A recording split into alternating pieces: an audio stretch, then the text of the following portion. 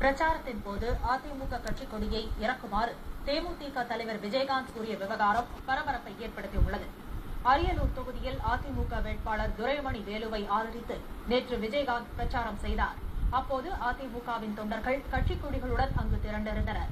அவர்களை நோக்கி அதிமுக கொடியை கீழே போடுமாறு விஜயகாந்த் கடுமையாக எச்சரித்ததால் பரபரப்பு ஏற்பட்டது.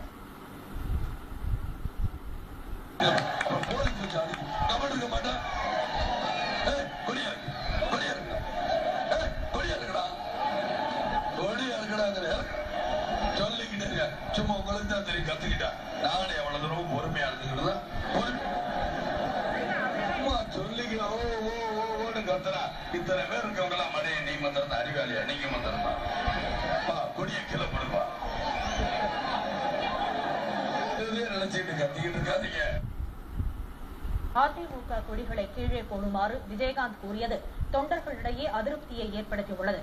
2 தினங்களுக்கு முன் தருமபுரியில் தமது கட்சி வேட்பாளரை தாக்கியதாக எழுந்த சர்ச்சை ஓய்வதற்குள் விஜயகாந்த் மீண்டும் சர்ச்சையை ஏற்படுத்தியுள்ளார்.